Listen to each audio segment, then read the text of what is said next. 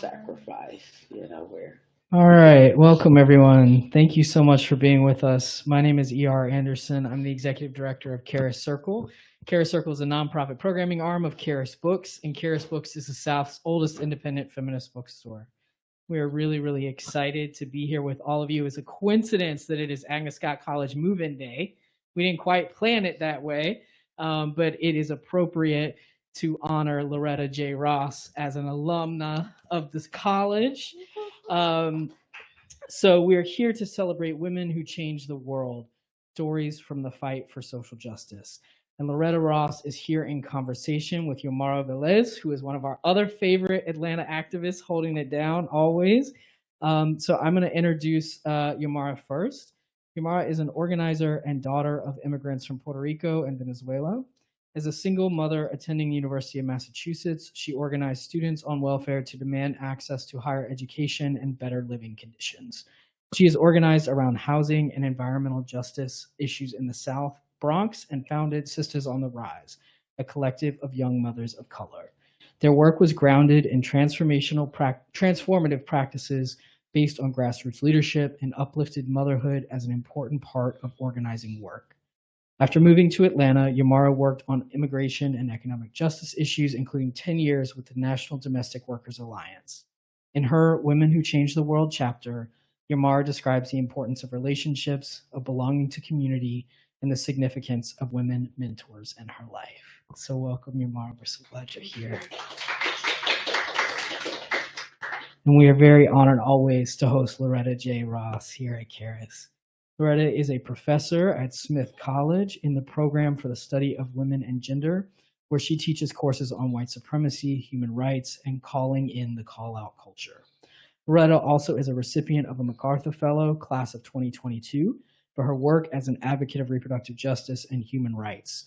She was the national coordinator of the Sister Song Women of Color Reproductive Justice Collective from 2005 to 2012 and co-created the theory of reproductive justice.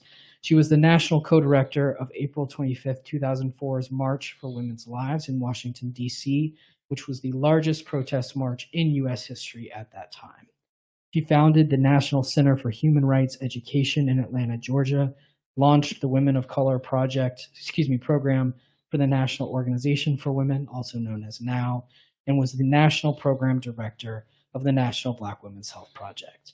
One of the first African-American women to direct a rape crisis center, Loretta was the third executive director of the DC Rape Crisis Center.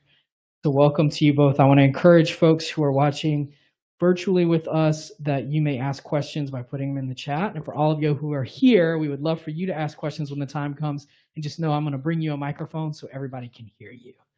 And I'm going to have y'all bring your microphones to you so that everyone can hear you. But without further ado, please welcome Yomara and Loretta Ross. Thank you. You want to get started? Let's get started. Let's do it. Where should we start? Well, I guess I want to ask you a question. How does it feel to be included in a book called Women Who Changed the World? Yeah, I mean, I've known Lynn for many, many years from my organizing work in New York. I actually don't really share my story a lot with folks because a couple of years ago, I had an experience where I shared my story and it just didn't feel like it was reciprocal. It was like me telling my story and people taking it in, but not necessarily feeling like it was like a co-creation of space. And so I kind of stopped sharing my story. But when Lynn approached me, I was very excited to work with Lynn because I know of Lynn's work and integrity. So I did it, but I'm very, very shy about sharing my story. And I feel like I have mixed feelings, you know. I'm excited to be part of the book and share my experiences with other people. And at the same time, I'm a little protective of my story. And I try to share it very carefully, right? So because sometimes people don't quite understand it or get it. But since you were in the book, okay, and so many other fabulous sisters were in the book, you know, it really put me at ease, I would say. Yeah.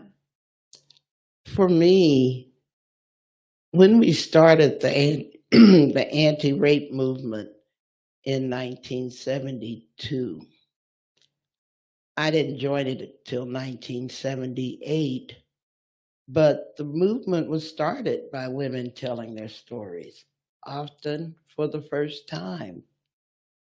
And it's not usual that a rape survivor touches their trauma intentionally every day as part of the work. But that's what we had to do in order to build the anti-rape movement. And what it developed in me was a capacity for not only telling my story, but tolerating the trauma of telling the story. And it became easier over time because the first time I didn't tell all the story. I didn't tell all that had happened to me. But staffing the hotline, 333 rape, generally when someone called, it would trigger or stimulate a desire for us to exchange as peers and say, I understand because this happened to me too, or something like that.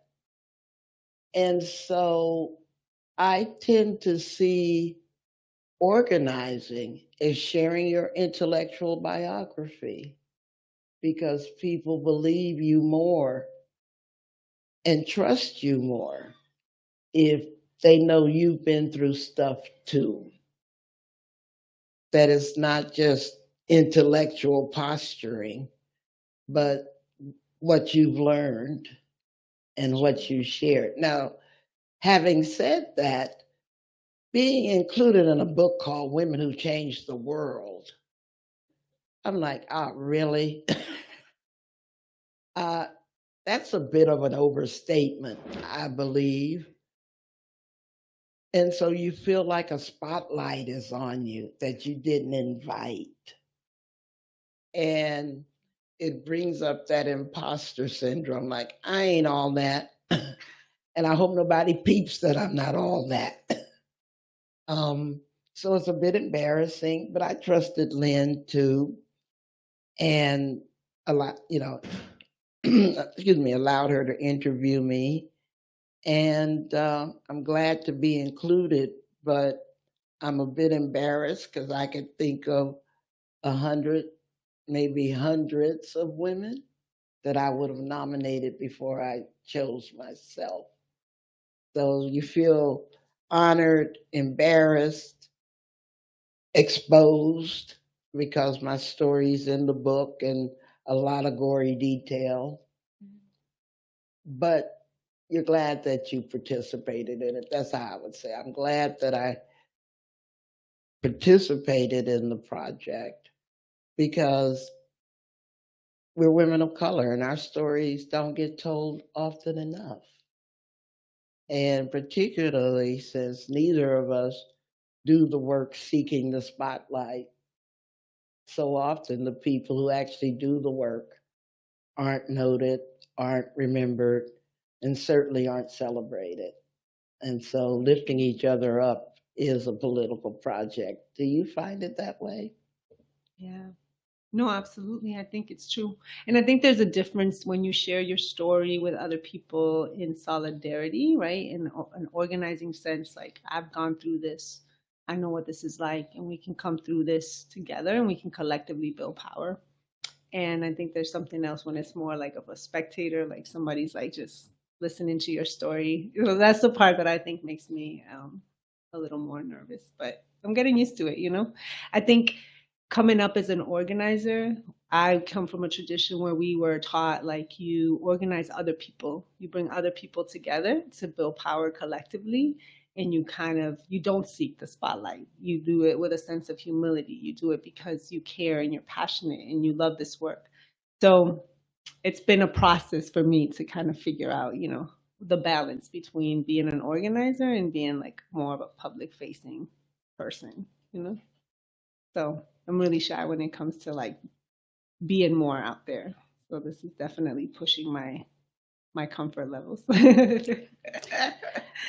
I know as an elder, and I'm having these conversations with a lot of elders, so many times the only part of the story that's shared is the good stuff, the successes, the big march, the big this, the big that. What I think we're failing to share are the failures, the scars, the lessons learned. And so as a result, I feel that newer activists are making the same mistakes that we made instead of making new mistakes. Because if they knew the mistakes we made, they'd have a better chance of avoiding them and make new mistakes. And so I'm a member of this group called the National Council of Elders, and we're trying to do better by mentoring younger activists with our scars, not our successes. And particularly in this day of the call out culture, which you know I'm passionate and challenging, that we're seeing a lot of organizations and activists turn on each other instead of to each other because they think that's the way you do social justice work. Are you, since you are admittedly a different generation from me, seeing what I'm talking about, the call out culture, and what would you say to people based on your experience about that? I mean, I think when we organize in communities, we meet people where they are. So I've never door knocked a building or a neighborhood where everyone comes to the work with a certain level of consciousness. So we always, we speak about when we organize, it's really important for us to be open, right? To like, not everybody's going to have the same level of political education or analysis or be on board with us on everything that, we're fighting for. But part of organizing is bringing people into the space, right? And learning and building with each other and developing a critical analysis and having hard conversations. So I think we come from different generations, but I still come from a practice that is really about how are we going to build with each other. And that requires understanding that people come from all walks of lives with all different types of experiences and beliefs, and a good organizer has to be able to cut through all of that. So I'm with you in terms of like, you meet people where they're at, and we're truly about building collective power. We need to be able to not come at it from a self-righteous space. Okay. Do you call yourself a feminist? If so, why? And if not, why not? Of course, I think that I come from a strong line of women who have, given everything in order to survive and give us a future, my family, my sisters. So yeah, I call myself a feminist because I believe in the power of matriarchs, Did you ever have any doubts about the word for you? The word? Using the word feminist for yourself. I don't know how often I actually use it for myself. It's like more of a, this is who I am. I think I don't come from that space of like theoretical language. I come up from like community. So a lot of these terms are terms that I learned later on, reproductive justice when I met you, and like all of these like concepts are things that developed in time through school and through reading and through being exposed to other people.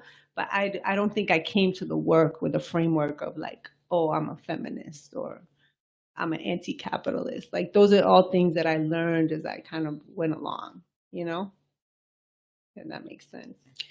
I had a similar trajectory. Even though I was working at the Rape Crisis Center, which was admittedly a very feminist organization, I used to walk around saying, I'm not a feminist, but something's wrong here in the Black community. You know, how can we have a Black Liberation Army when one part of the army is violating the other part of the army? And no one could ever answer for me how we were supposed to win when we couldn't even keep each other from raping and battering each other. And to be honest, now this may be an offensive way of putting it, but I am naturally offensive. And that is, you couldn't even have relationships with the men in the movement because you went from comrade to cunt overnight. You know, and it was like, there's something wrong here, but I couldn't name it. And I always associated feminism with white women.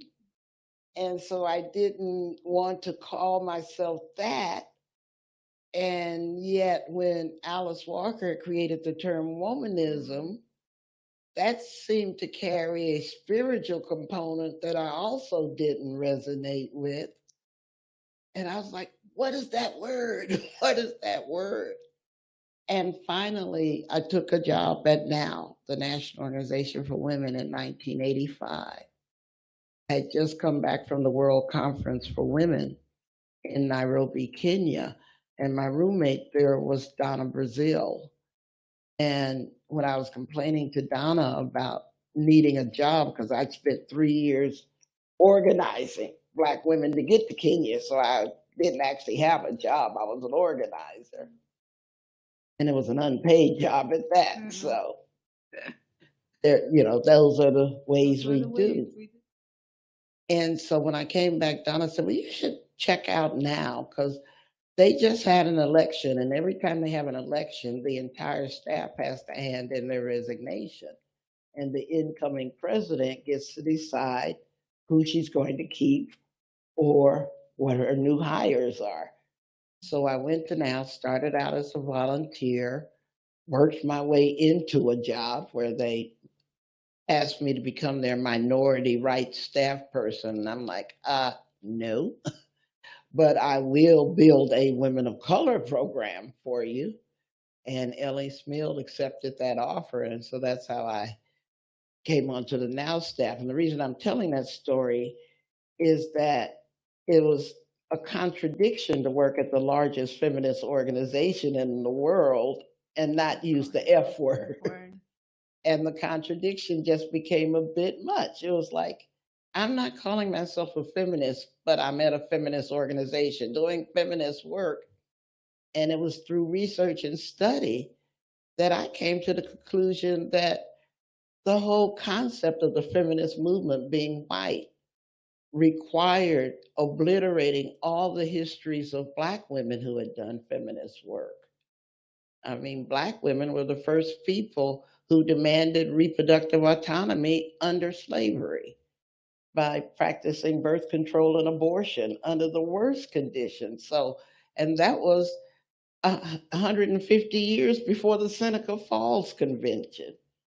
And so I had to retell a different feminist narrative in my head than the bra burning thing that was told by the media, or the Seneca Falls things that was told by, you know, the historians, and say, feminism is everybody's, but if there's a group of people in the United States that can securely lay claim to feminism, it would be Black women fighting for reproductive autonomy during the enslavement, long before Comstock, long before the abortion war started, long before the struggle for birth control, 300 years before Margaret Sanger. And so for me to make that realization changed everything. And so then I started feeling like we own this movement and they're the tourists, the people who came late. And so do you use that term now? Huh? Do you use that term now? What, feminism? Yeah. Oh, absolutely. Now, okay, I'm about to get in trouble. There are as many feminisms as there are feminists. So there's all kinds of ways that people define feminism in a way that meets their own needs, which is fine. Because when there are many different people moving in the same direction, thinking many different thoughts, that's a movement. Mm. That's the women's movement. Absolutely. But when many different people are thinking one thought and they're moving in the same direction, that's a cult. And I don't want to be a part of the feminist cult. I like being part of the movement. And the reason I said that I'm getting in trouble is that there are newer definitions and feminist behaviors that I simply don't understand. I'm not offering a critique or analysis, but one particular behavior that I don't understand, and I'm not saying it's right or wrong, is that I'm seeing some people say, I'm a feminist, and if I desire to do something, then that makes my desire feminist too. And so I call them desire feminists because they basically have figured out what they want to do and labeled it feminist. Though my definition of feminism may be quite different. I tend to use what I call justice feminism, which is ending all forms of oppression, period. But I don't feel the need to rationalize my desires using the F word, because some of my desires are quite problematic, and I wouldn't mistakenly call them feminists. I love it. Mm-hmm. So that's how I kind of Yeah. trouble the word. I own it and trouble it at the same time. I love that. Lynn wanted us to share how we met, Loretta. Well, you have to remember that. I had a good time in the 60s. I can't remember shit. I met Loretta through, were you part of the Miss Foundation New Women's Movement? We were a grantee of the Ms. Foundation. Ms. and the Estrella Foundations were the first foundations to support the DC Rape Crisis Center in the 70s. Yeah. And so I became a long-time grantee associate of those two foundations, because there weren't foundations supporting feminist work back in the 70s. That came much later. Yeah.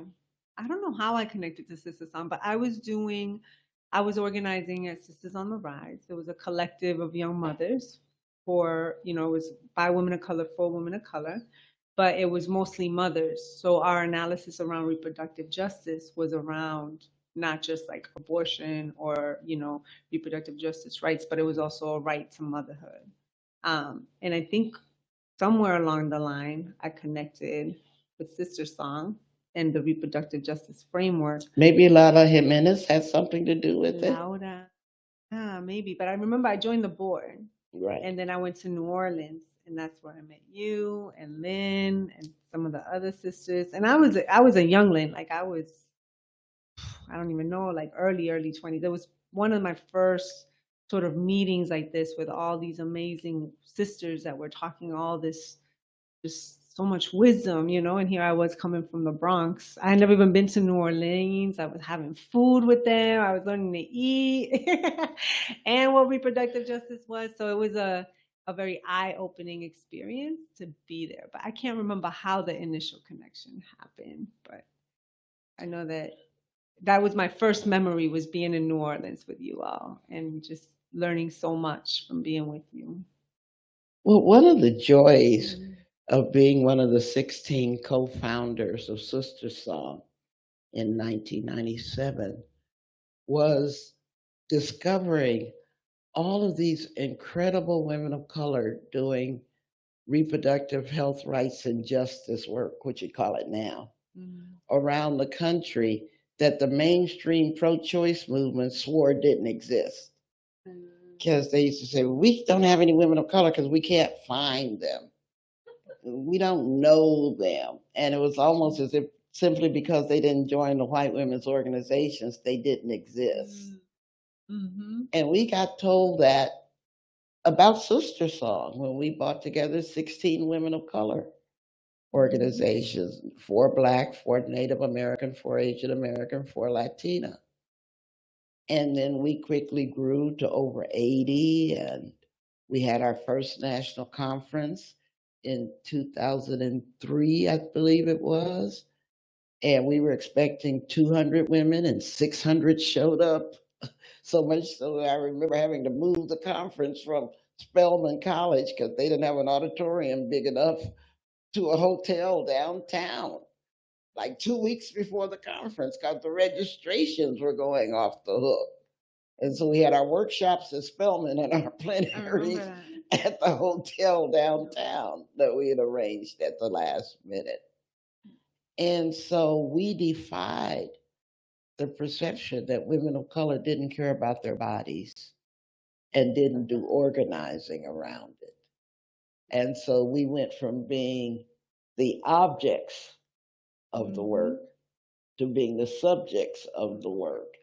Yes. And with the creation of the reproductive justice framework, we became the ideological leaders of the work. And that was kind of interesting to watch an idea that 12 Black women created in 1994 march from the margins to the center of reproductive politics. Yeah. And we didn't intend it that way. Right. It was the strength of the framework that ended up pushing aside that pro-choice, pro-life paralysis, which we didn't design it to do that. It just was bigger, badder, and better. And so it also ended up being a portal for bringing in a lot of younger women, younger activists like you. And then we did our Queer People of Color Caucus, like in about 2007. So then we started expanding to the LGBT focus and all of that. And so probably Sister Song has probably been the most transformative organization to show the power and leadership of women of color. Absolutely. On these issues. Yeah. Yep.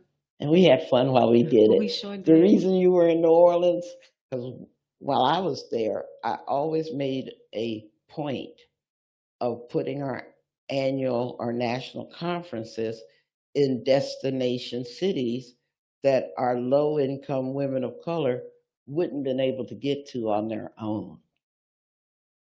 And so we always wanted to give you an experience and a conference.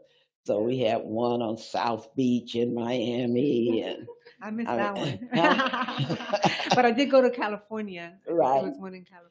We always wanted to choose Yeah. a destination city, not, forgive me, St. Louis, but Yeah. someplace where people wanted to go to.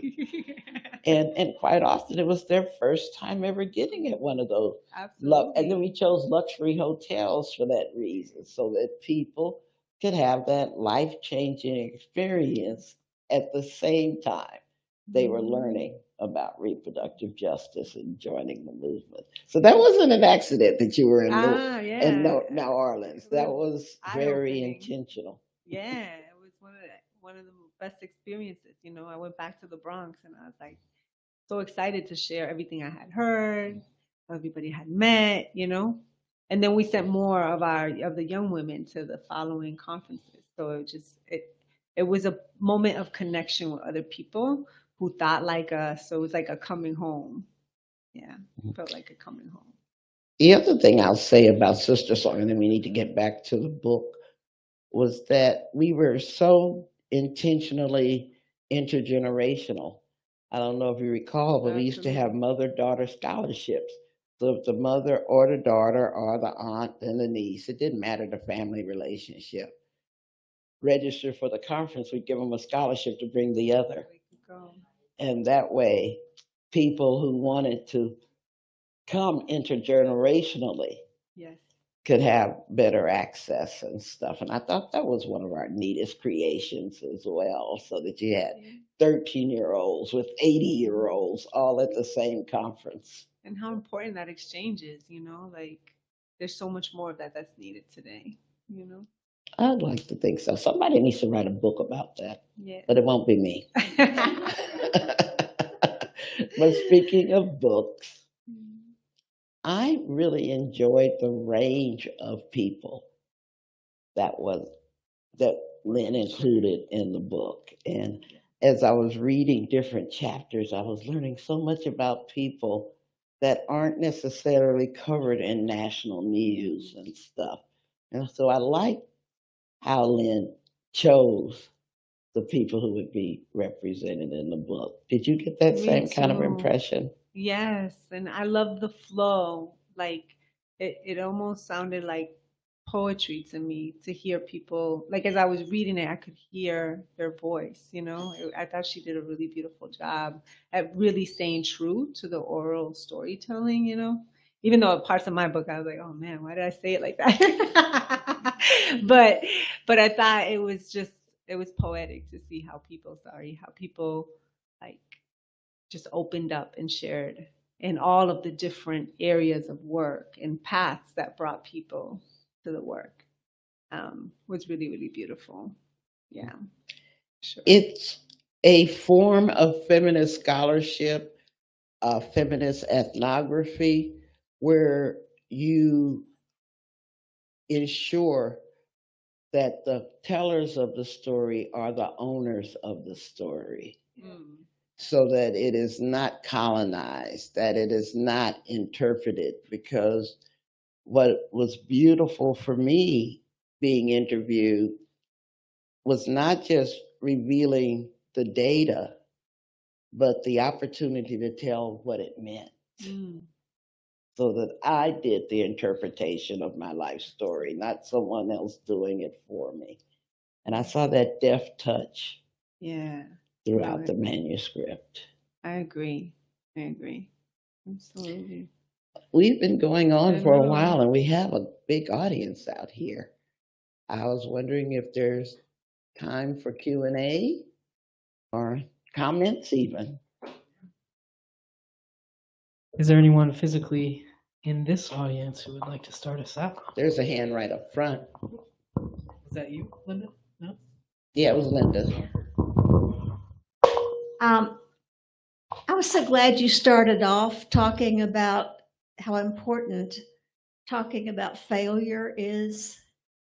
And we're in a society that's just so much in denial about all the problems that you faced as you come along. And if you haven't succeeded, you're nothing, you know.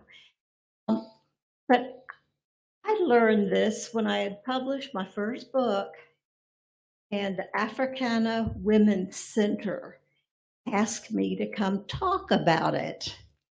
And I went over there, and this one young woman very, very, very, very hesitantly asked me if I'd had any trouble getting published. And I started giggling. You know, I said, I could probably paper the walls of a small house with rejection letters. And I said, some of them were quite nice, but they were rejection letters. And I could just feel the atmosphere change in that whole room. And I realized then how important it is for people coming along, just starting, to be aware that that most people who get to where they are didn't get there by constant successes. And there are a lot of failures strewn along their paths, and that's okay.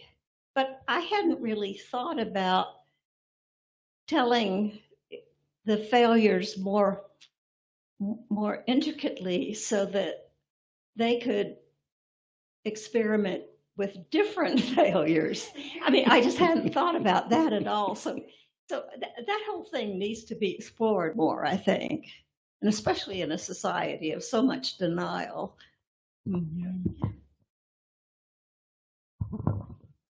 I think it's interesting because one of the most powerful things about Sisters on the Rise, I think, was that we were young and we didn't know what we were necessarily doing. We didn't have you know, some of us didn't have college degrees. We were figuring it out as we went.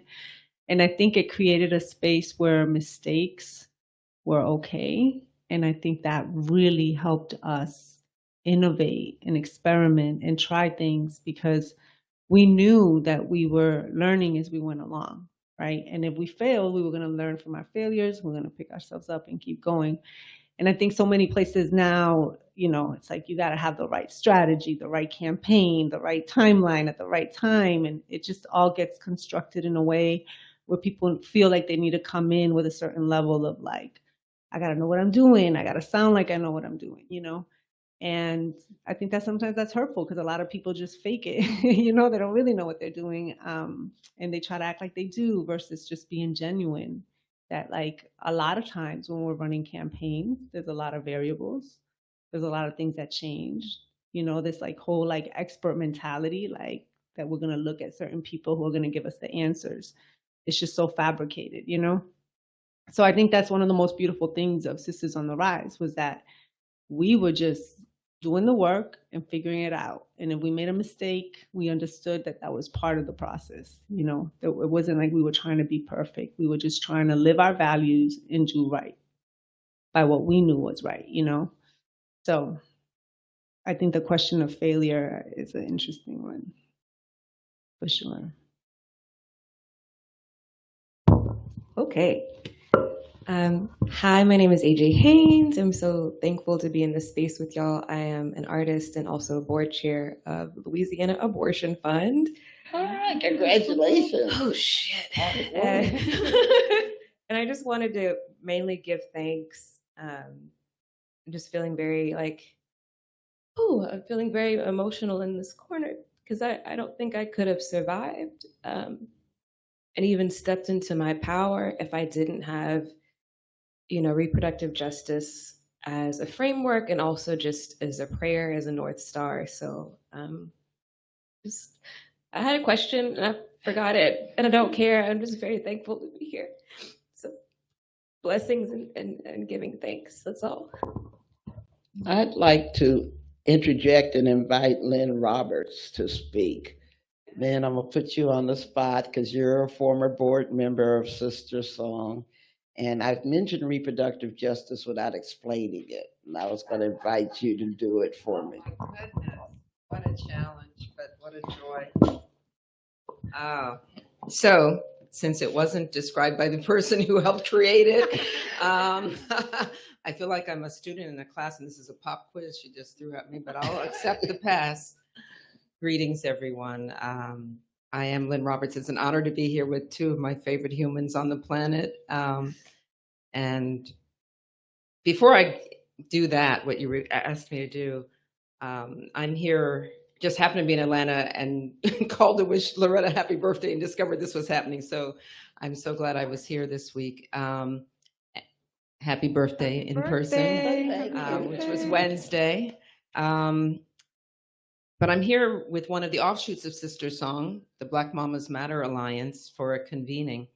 And everything you both have said, I wish I could just take, record, and share with everyone who's gathered here.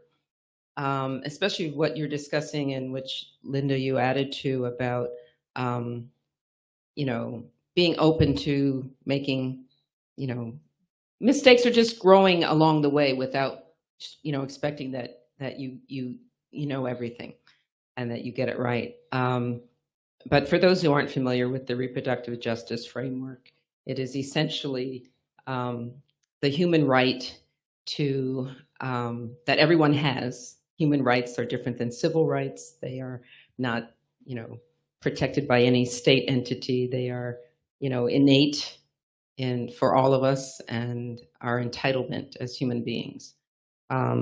Are the right to have a child and create a family of your choosing, the right to have and create, you know, under the conditions in which you'd like to create a family, to have that of your own choosing. It's also the right not to have a child or create a family.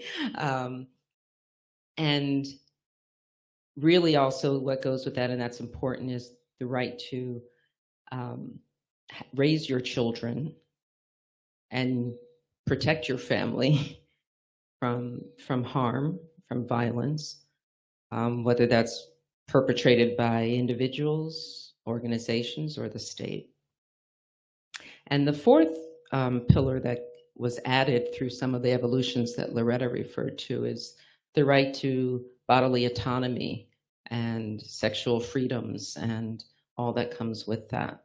And those four, pillars of the framework are, connected to how we are able to come together using a human rights framework, grounded in Black feminist thought, principles such as intersectionality and, being able to really look at the whole of what Loretta just described. If you're going to fight oppression, all of those things that can impact all of those four things that you're entitled to can be threatened.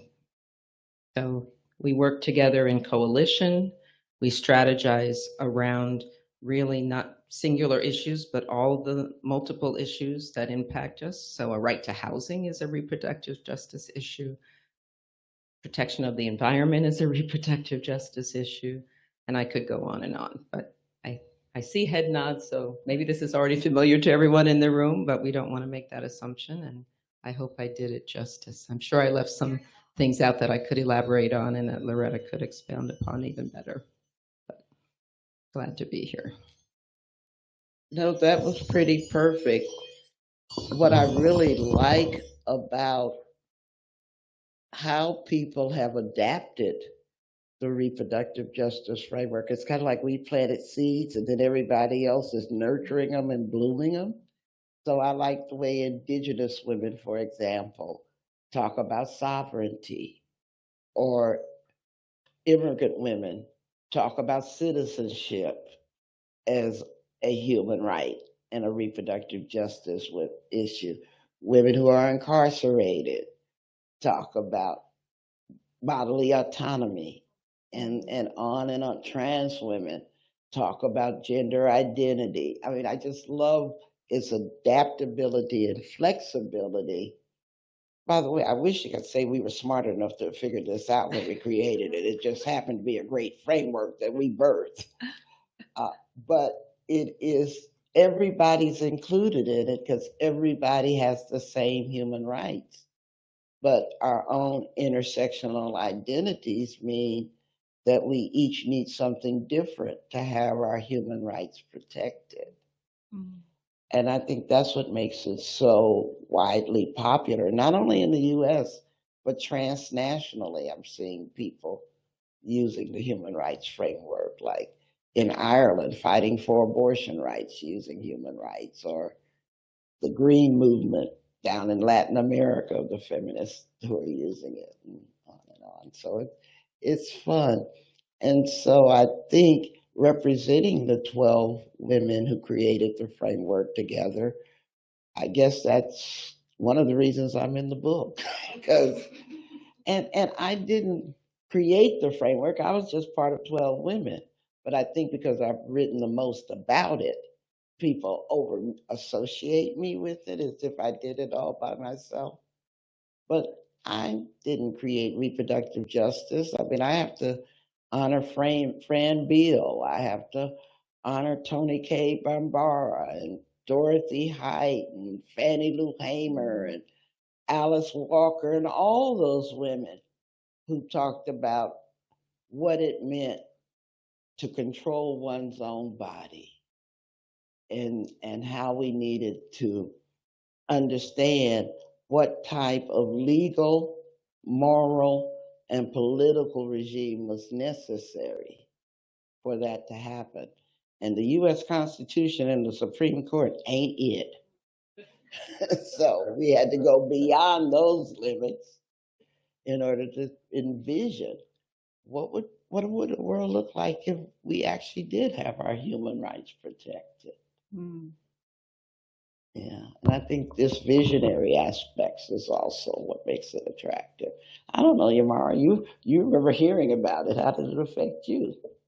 Oh man, I mean, It changed my life. I think that for Sisters on the Rise, we were trying to figure out where do we fit in this broader movement, right? We were a smaller local organization in the South Bronx, but being part of Sister Song and the network connected us to other sisters in other places. And it just like expanded our worldview of like, this is what we're experiencing in the South Bronx, but it's not just us, you know? There's people in Atlanta, there's other women of color in Atlanta who are also experiencing this, you know? There's women all throughout the country and the world. And so it was really, I think, one of the first moments that we were able to be part of a broader movement, you know? I would say that we had participated in like the social forum and other things, but it opened, I think what you said was so right? Like bringing us to places where we normally wouldn't have gone, you know, we would have been just in the South Bronx. It just opened our worldview of like what the struggle was and what it meant to be in solidarity with other sisters. So, and it fit, you know, many of us had chosen to become, you know, to give birth. And so it gave us a place where perhaps in other movements, we didn't feel like there was a place for us. Mhm. While we wait for the next question, I want to tease apart the concept of what it means to change the world. And I think when activists figure out how to observe trends and turn those trends into analyses and turn those analyses into visions, that's when the world shifts. And the comparison I make is to science because I majored in chemistry and physics, so I got this nerd brain going on. But Newton, Isaac Newton, he didn't invent gravity, but the world changed when he named it.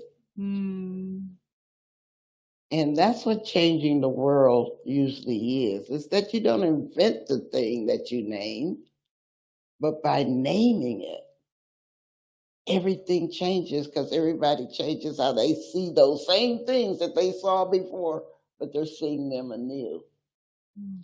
And I think that's a through line through the book of women who are able to help people see familiar stuff in new ways. And that's a power. That's a power that you have to handle responsibly, but it's also a gift. I know we have more audience questions. Y'all are just sitting here. Do we have any questions from online? No, our online folks are offering appreciations, but they are quiet on the questions. I mean, I know we have a lot of Agnes Scott folks here and younger folks watching online. And so I think, you know, Yomara, you started organizing as a young person. And Loretta, I was 16 when I first got tear gas, so I think that defines young people organizing for me. Yeah, and so I'm wondering if either of y'all or both of y'all could speak to the challenges of sort of how young people in particular who are activists figure out where to direct their energies. I think I hear a lot of confusion around, just like the diffuse nature of communication right now and how hard it is to know where are my energies best placed so that I can be effective, so I can change the world. Yeah, I think that's real. I want to say I came into the movement because I was a young mother who was looking for community. I was feeling lost. I didn't know, where I was heading. And so for me, organizing became like an anchor. It gave me an opportunity to be with other folks that were experiencing the same issues that I was experiencing. So I started there, and then from there, I learned and grew in many different directions. But I would say that it's really important to reflect and understand like your place in the world, And what I love about what you were saying, Loretta, is also that like people who are committed to changing the world are visionaries, right? They're people who believe that our conditions right now don't have to be what they are, right? We believe that we can do better than this, that we should be doing better than this. And so I feel like your passion about where you believe most that what is driving you the most is a great place to start, but it's not where you stay, right? You grow from there, but it is a starting place. And I think for me, I always say, like, organizing literally saved my life. Like, I don't know where I would be if I had not become an organizer. It literally gave me direction, it gave me purpose, it gave me community, at a time when I was pretty broken, And so I think my coming into the work may be a little bit different than other people coming into the work. But I think what's important is to really, like, ground yourself in where's your place, where's your purpose, where's your vision, and ground your work there. My biggest concern, now that I've been doing the work for more than 50 years, is young people often feel despair and hopelessness because the social change doesn't happen on the timeline that they want it to. And I relate to that because when I was 16 in Mouthy, I thought the revolution was tomorrow. And it was just a matter of me working hard enough to making it happen.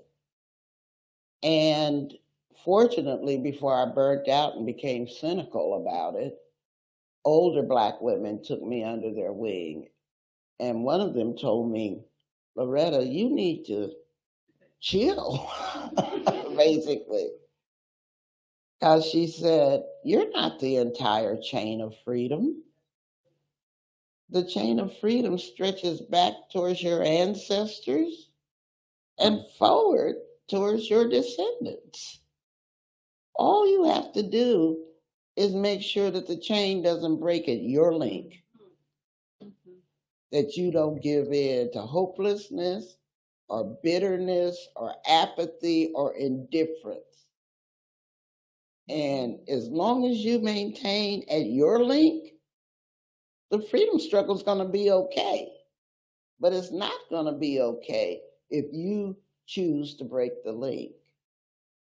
And when she told me that, first of all, I was like, all right, because I was young and mouthy. And it took me a while to internalize that message and to balance doing political work and having a normal life. Yeah, I now describe it as the toggle switch, where I can turn the consciousness on and off as needed. Because sometimes I got to be on, and sometimes I just want to watch Barbie without a critical analysis. Yeah. And have fun doing it. And then when I toggle it on, I was like, damn, I hate pink. But and that's what's been my sustainable self-care strategy to make me get to 5+ decades, knowing how to have balance between all my political friends and all my apolitical friends, and both are vital to me in my life. And so remembering how to be in integrity with the struggle, take the struggle seriously, but not myself so much, knowing that I can bring my imperfect self to a perfect cause and forgive myself for not being perfect, nor expect to only be able to work with perfect people. Okay. Because that's the other thing. We get on our high horse and we say, well, if she ain't this or they ain't this or they don't use the right word or the right gender pronoun or whatever, I can't work with them. And I'd be wanting to say, are you all that? I mean, as far as I'm concerned, as far as I was taught in the church, Jesus was perfect. Why are you trying to take his job? Or hold me to that standard, that kind of thing. I know I'm being a bit flippant, but I often get asked by people, what's your self-care strategy? I'm like, remembering to get up every day, remembering that the struggle ain't over, and remembering to have fun doing the work. Because if you ain't having fun fighting oppression, you're doing something wrong, you know? Because being oppressed sucks, but fighting it, like Tony K. Bambara said, should be a joy. We've got to make the revolution irresistible to others. And why would anybody be attracted to this work if we make them feel worse about themselves than before they came? They can live lives of indifference without us, but we should be able to help them live lives of joy and fulfillment by serving our people. And so that's one of the lessons that I hope we can transmit about how to do the work. Now, the sister in the corner had a question. I hope, did you remember it? Yeah.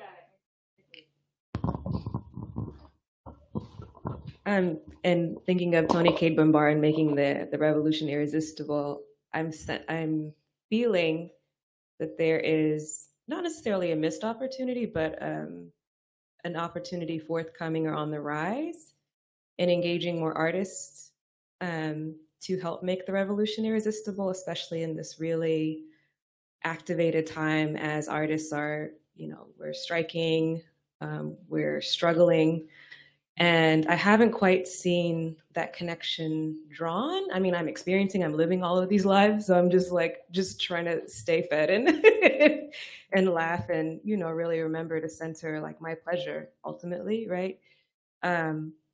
But how can, I guess the question would be, what might help create the tie with intellectual property and creation as part of the reproductive justice framework, and make that more inviting? I don't know. How do you invite more people to the Revolutionary Party?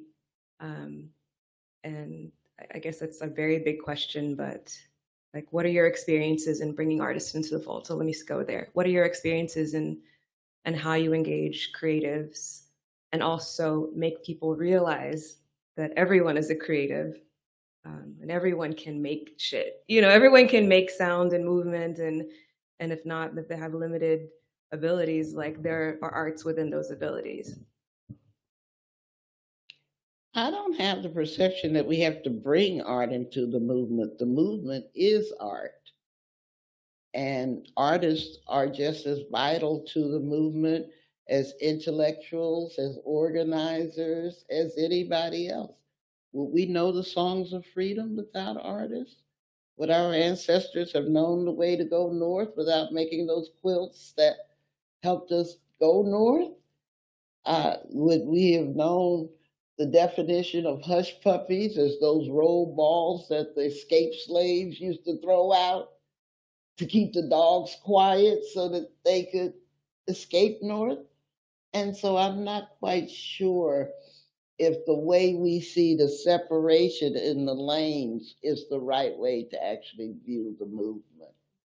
I think it requires all of us, and we all contribute in the way that we can best be of service to people.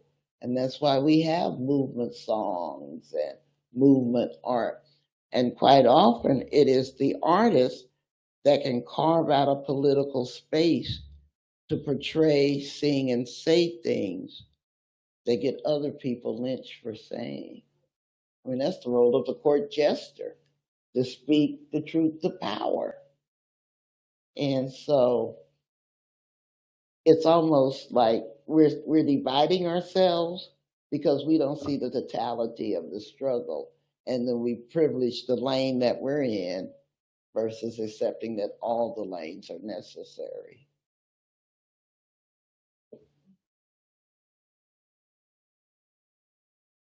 No, I mean, I agree with what Loretta said. It kind of reminded me of Teatro Popular, right? And in the Bronx, I remember we did this, Sister to Sister was doing this, these little theater skits where there was an argument being enacted in the street. They were acting it out, but it was a way to test to see whether or not people would react. right? And how many people wouldn't react, and then they use it as an opportunity to say like, oh, there was a situation happening and everybody was walking by, nobody stopped to like check. So I feel like the arts have always been a part of resistance, throughout all of the organizing campaigns and the movement work that I've been involved in.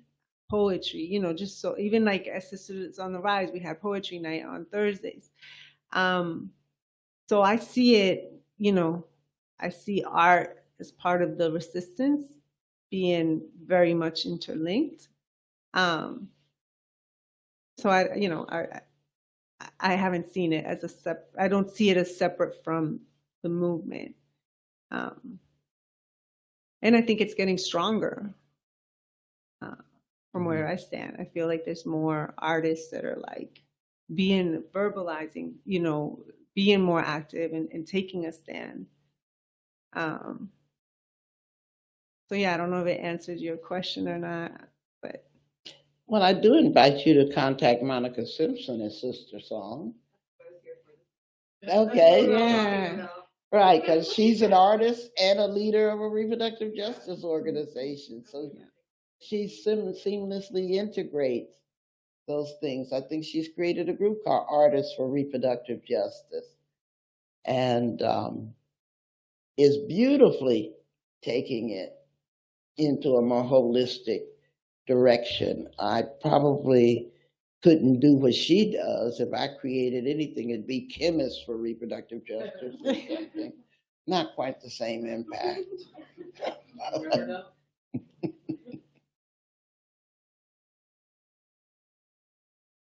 So I think now is probably a good time to transition to signing books and allowing folks to come meet y'all one-on-one. I do want to acknowledge that the editor of this volume has been with us, Lynn Lewis, in the chat. Hey, so Lynn. everybody Hey, put it Lynn. together for Lynn. She is the brainchild behind this project, and so we want to give her her props and thank her for being with us virtually. For all, she says, love you, Loretta, Yomara. And so Love you too, Lynn. and everybody is in the chat saying how much they appreciate learning from both of you tonight. And we want to say goodnight to our friends watching virtually. But before we do that, I want to let y'all know you can click the teal button at the bottom center of the screen to buy Women Who Changed the World from Charis. It really does help us when you buy your event books from us. So thank you for doing that, and be safe and well. We appreciate you. And for all of y'all who are here, you get first dibs on the books and can get them signed. So they are available up front, and we appreciate you. So hang out. There are signing pins right there. So y'all will just stay put, and everybody can bring your books or your gifts or libations or whatever straight to the folks up there.